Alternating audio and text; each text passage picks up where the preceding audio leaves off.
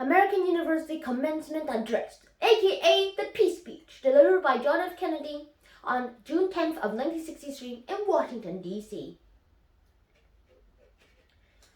President Anderson, members of the faculty, Board of Trustees, distinguished guests, my old colleague Senator Bob Bryard, who has earned his degree after many years of attending night law school, while I am earning mine in the next 30 minutes.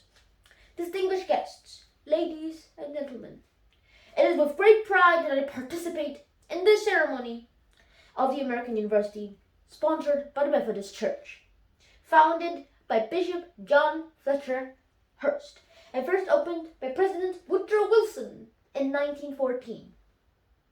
This is a young and growing university, but it has already fulfilled Bishop Hurst's enlightened hope for the study of history and public business by sponsoring the institution of higher learning for all who wish to learn, whatever their color or creed. The Methodists of this area and the nations deserve the nation's thanks.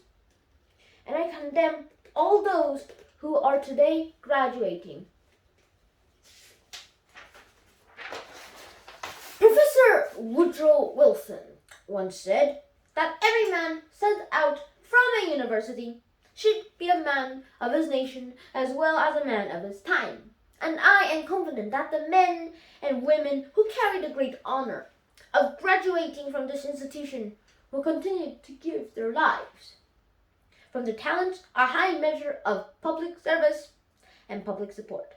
There are a few earthly things that are more beautiful than a university, wrote John Masefield in his tribute to English universities, and his words are equally true today. He did not refer to towers or to campuses. He admired the splendid beauty of a university because it was, he said, a place where those who hate ignorance may strive to know, where those who perceive truth may strive to make others to see. I have therefore chosen this time and place to discuss a topic on which ignorance too often abounds and the truth too rarely perceived. And that is the most important topic on earth: peace.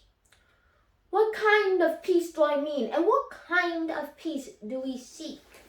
Not a Pax Americana enforced on the world by American weapons of war, not the peace of the grave or the security of the slave. And I am talking about genuine peace, the kind of peace that makes life on earth worth living, and the kind that enables men and nations to grow, and to hope, and build a better life for their children. Not merely peace for Americans, but peace for all men and women. Not merely peace in our time, but peace in all time. I speak of peace because of the new face of war. Total war makes no sense in an age where great powers can maintain large and relatively invulnerable nuclear forces and refuse to surrender without resort to those forces. It makes no sense in an age where a nuclear weapon, a single nuclear weapon, contains almost 10 times the explosive force delivered by all the Allied air forces in the Second World War. It makes no sense in an age with the deadly poisons produced by nuclear exchange will be carried by wind or water and soil and seed to the far corners of the globe and their generations yet unborn. Today, the expenditure of billions of dollars every year on the weapons acquired for the purpose of making sure we never need them is essential to keeping the peace. But surely the acquisition of such ideal stockpiles, which can only destroy and never create, is not only less the most efficient means of assuring peace. I speak of peace, therefore, as the necessary rational end of rational men. I realize the pursuit of peace is not as dramatic as the pursuit of war, and frequently the words of the pursuer fall on deaf ears. But we have no more urgent task. Some say that it is useless to speak of disarmament, that it will be useless until the leaders of the Soviet Union adopt a more enlightened attitude. I hope they do. I believe we can help them do it. But I also believe that we must re-examine our own attitudes as individuals and as a nation, for our attitude is as essential as theirs.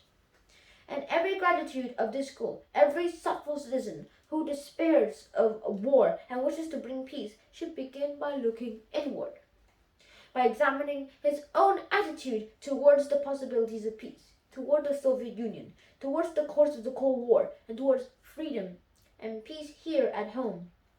First, examine our attitude towards peace itself. Too many of us think it is impossible. Too many think it is unreal. But there is a dangerous, defeatist belief. It leads to the conclusion that war is inevitable, that mankind is doomed, that we are gripped by forces we cannot control. We need not accept that view. Our problems are man-made. Therefore, they can be solved by man, and man can be as big as he wants. No problem of human destiny is beyond human beings. Man's reason for spirit have often solved the seemingly unsolvable, and we believe they can do it again. I am referring to the absolute infinite concept of universal peace and goodwill, of which some fantasies and fanatics dream. I do not deny the value of hopes and dreams, but we merely invite discouragement and incredulity by making that our only immediate goal. Let us focus instead on a more practical, more attainable peace, based not on sudden revolution in human nature, but on gradual evolution in human institutions, on a series of concrete actions and effective agreements, which are the interest of all concerned. There is no single simple key to this peace, no grand or magic formula to be adopted by one or two powers. Genuine peace must be the product of many nations, the sum of many acts. It must be dynamic, not static, changing to meet the challenges of each new generation. For peace is a process, a way of solving problems. With such a peace, there will be such a quarrel and conflicting interests as there are within families and nations. World peace, like community peace, does not require that each man love his neighbor. It requires only that they can live together in a mutual tolerance, submitting their disputes to a just and peaceful settlement. And history teaches us that the enmities between nations, as between individuals, do not last forever. However fixed our likes and dislikes may seem, and the tides of time and events a while often bringing surprising changes in the relations between nations and neighbors. So let us preserve and persevere. Peace need not to be impractical, and war need not to be impractical. By defining our goals more clearly, by making it seem more manageable and less remote, we can help all people to see it, to draw hope from it, and to move irresistibly towards it. And second, let us re-examine our attitude towards the Soviet Union. It is discouraging to think that their leaders may actually believe what the propagandists write. It is discouraging to read a recent authoritative Soviet text on military strategy and find, on page after page, wholly baseless and incredulous claims, such as the allegation that the American imperialist circles are preparing to unleash different types of war, that there is a very real threat of a preservative war being unleashed by American imperialists against the Soviet Union, and that the political aims, and I quote, of American imperialists are to enslave economically and politically the European and other capitalist countries, to achieve world domination by means of aggressive war.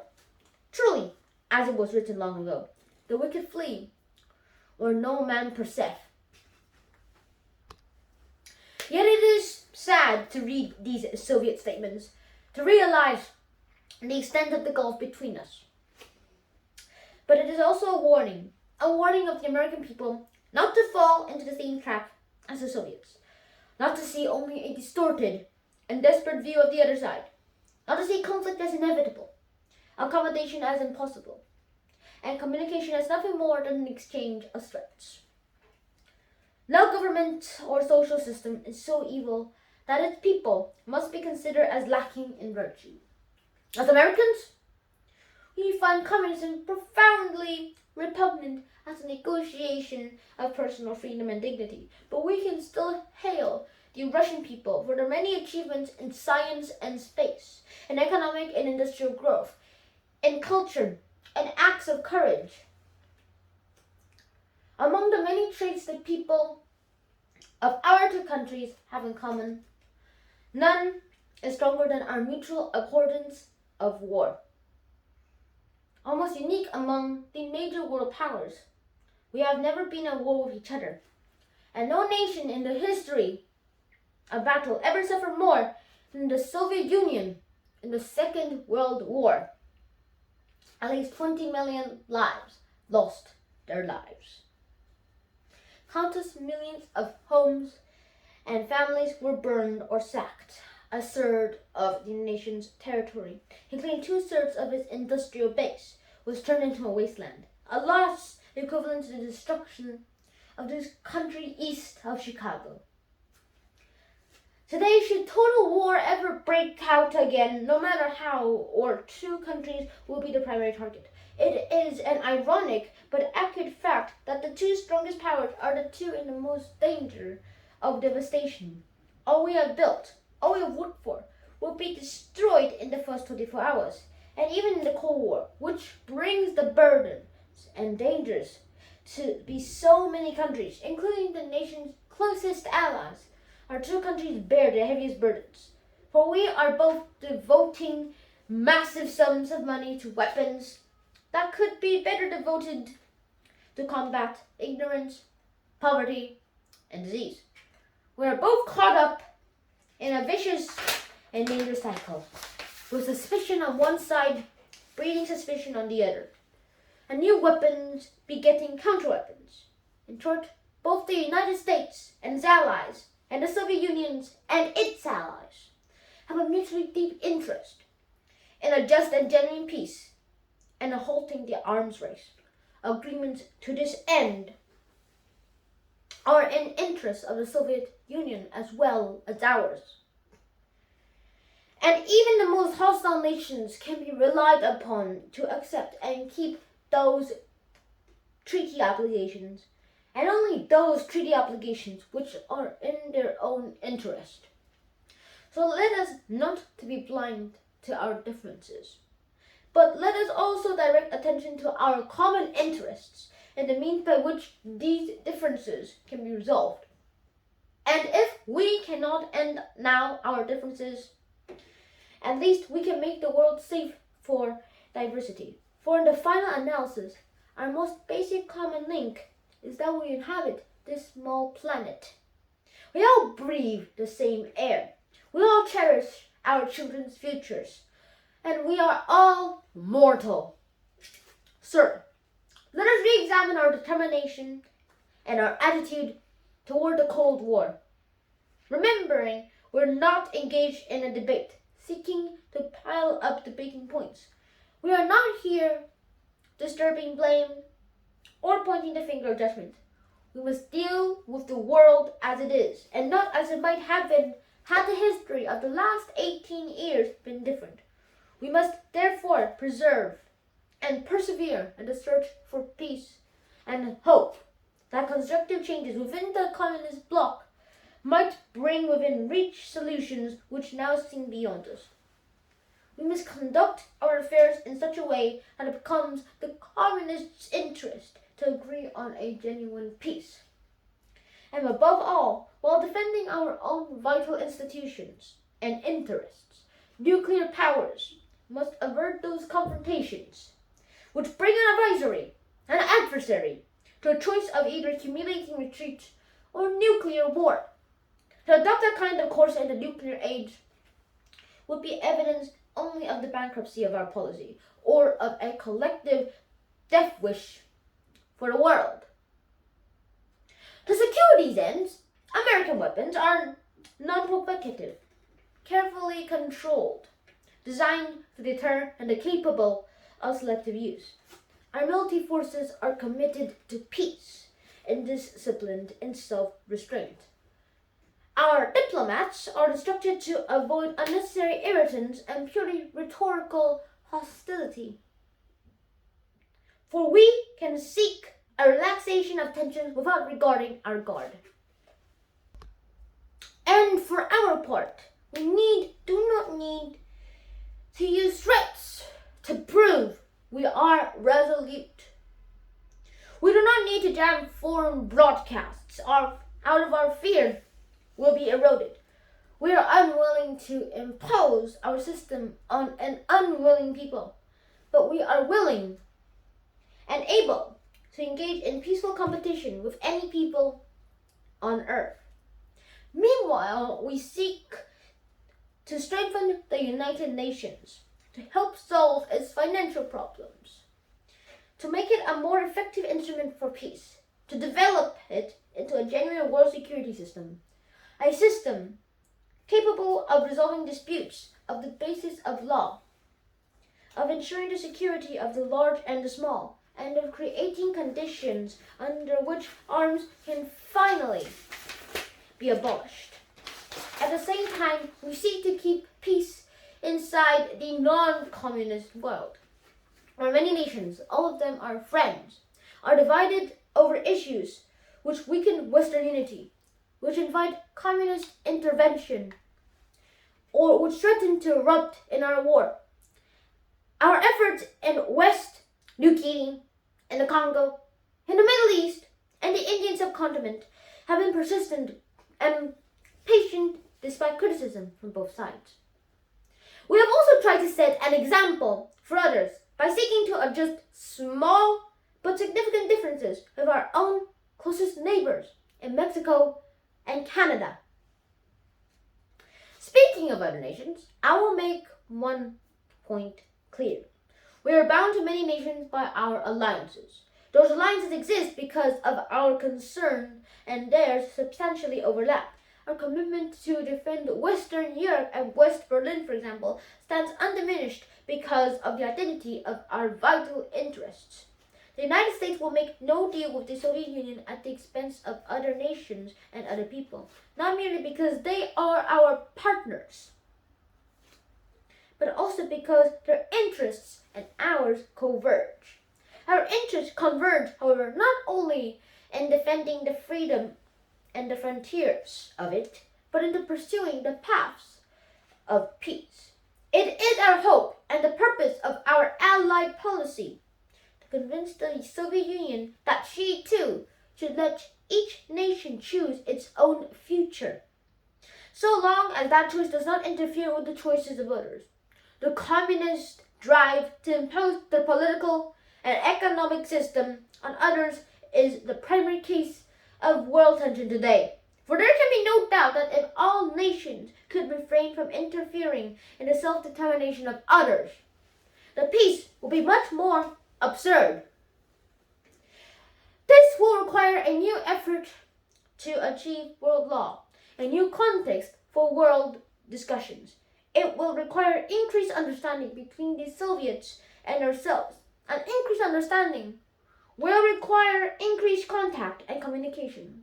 One step in this direction is to propose arrangement for a direct line between Moscow and Washington to avoid on each side the dangerous delays, misunderstandings, and misreadings of other actions which might occur at a time of crisis. We have also been talking in Geneva about the first measure of arms controls designed to limit the intensity of the arms race and reduce the risk of accidental war. Our primary long-range interest in Geneva, however, is general and complete disarmament, designed to take place by stages, permitting parallel political developments to build a new institutions of peace which would take the place of arms. The pursuit of disarmament have been an effort of this government since the 1920s. It has been urgently sought by the past three administrations, and however dim the prospects are today, we intend to continue this effort, to continue it in order that all countries, including our own, can better grasp what the problems and possibilities of disarmament are. The only major area of those negotiations where the end is sight, yet where a fresh start is badly needed, is a treaty to outlaw all nuclear tests. The conclusion of such a treaty, so near and yet so far, would check the spiraling arms race in one of its most dangerous areas. It would place the nuclear powers in a position to deal more effectively with one of the greatest hazards which man faces in 1963. With further spread of nuclear arms, it would increase our security. It would decrease the prospects of war. Surely this goal is sufficient enough important to require our steady pursuit, yielding neither to the temptation to give up the whole effort nor the temptation to give up our insistence on vital and responsible safeguards. I'm taking this opportunity, therefore, to announce the two important decisions in this regard. First, Chairman Khrushchev, Prime Minister Macmillan, and I have agreed that the high-level discussions will shortly begin in Moscow, looking towards early agreement on a comprehensive test ban treaty.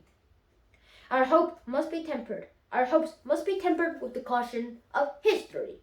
But with our hopes go the hopes of all mankind. Second, to make clear our good faith and solid convictions on this matter, I now declare that the United States does not propose to conduct nuclear tests in the atmosphere so long as other states do not do so. We will not be the first to resume. Such a declaration is no substitute for a formal binding treaty, but I hope it will help us achieve one. Nor would such a treaty be substitute for disarmament, but I hope it will help us achieve it. Finally, my fellow Americans, let us examine our attitude toward peace and freedom here at home. The quality and the spirit of our society must justify and support our efforts abroad. We must show it in the dedication of our own lives. As many of you who are graduating today will have an opportunity to do by serving without pay in the Peace Corps abroad and the proposed National Service Corps here at home.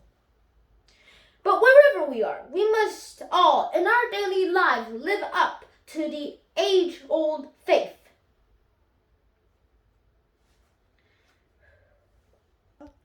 That peace and freedom walk together.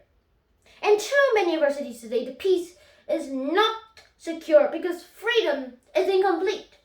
It is the responsibility of the executive branch of all the levels of government, local, state, and national, to provide and protect that freedom for all of our citizens by all means within our authority. It is the responsibility of the legislative branch at all levels, wherever the authority is not now adequate, to make it adequate.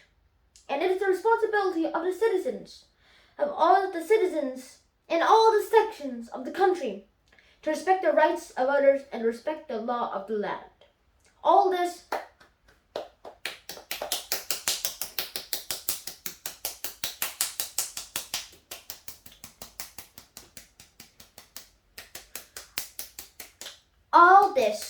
is not unrelated to world peace.